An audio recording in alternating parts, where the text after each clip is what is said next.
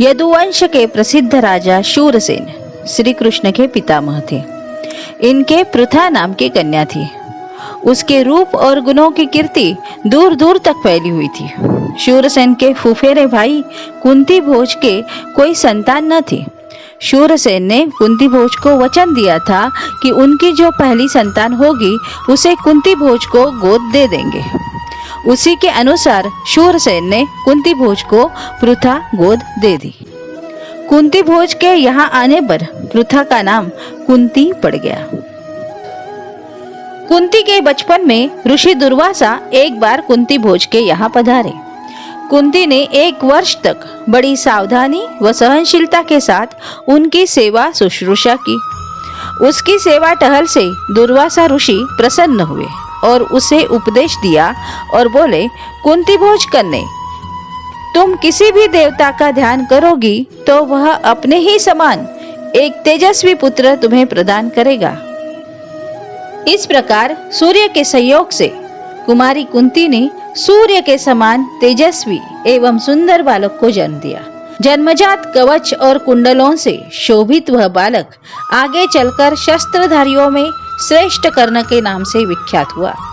लेकिन अब कुंती को लोक निंदा का डर हुआ। उसने बच्चे को छोड़ देना ही उचित समझा। इसलिए बच्चे को एक पेटी में बड़ी सावधानी के साथ बंद करके उसे गंगा की धारा में बहा दिया। बहुत आगे जाकर अधिरथ नाम के एक सारथी की नजर उस पर पड़ी। उसने पेटी निकाली और खोलकर देखा तो उसमें एक सुंदर बच्चा सोता हुआ मिला। अधिरथ निसंतान था। बालक को पाकर वह बड़ा प्रसन्न हुआ। सूर्य पुत्र कर्ण इस तरह एक सारथी के घर पलने लगा। इधर कुंती विवाह के योग्य हुई। राजा कुंती भोज ने उसका स्वयंवर रचा।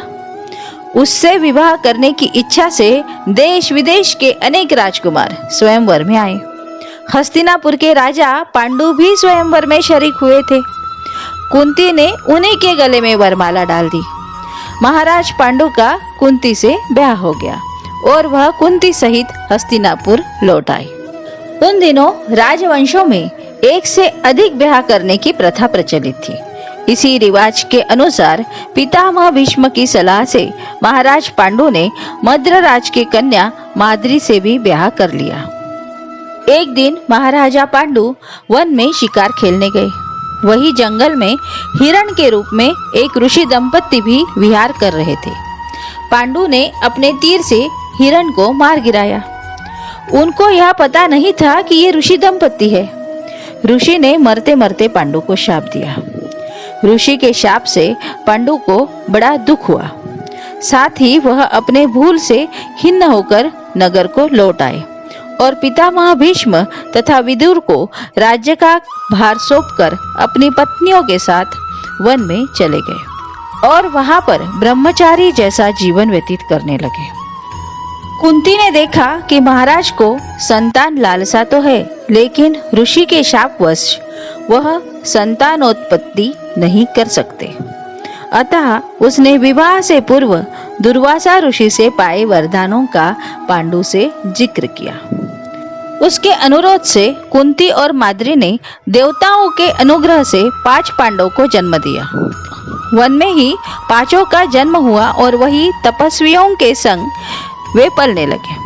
अपनी दोनों स्त्रियों तथा बेटों के साथ महाराज पांडु कई बरस वन में रहे।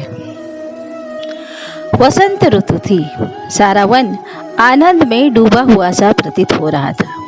महाराज पांडु माद्री के साथ प्रकृति की इस उद्गारमय सुषमा को निहार रहे थे। ऋषि के शाप का असर हो गया। तत्काल उनकी मृत्यु हो गई। माद्री के दुख का पारावार न रहा। पति की मृत्यु का वह कारण बनी थी, यह सोचकर पांडु के साथ ही वह भी मर गई।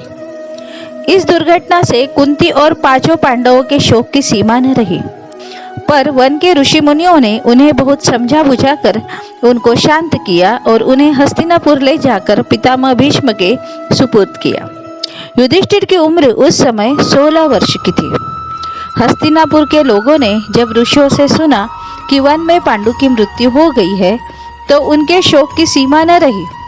पोते की मृत्यु पर शोक करती हुई सत्यवती अपनी दोनों पुत्र वधुओं अंबिका और अंबालिका को साथ लेकर वन में चली गई। तीनों वृद्धाएं कुछ दिन तपस्या करती रही और बाद में स्वर्ग सिधार गई। अपने कुल में जो छल प्रपंच तथा अन्याय होने वाले थे उन्हें न देखना ही संभव था, उन्होंने उचित समझा।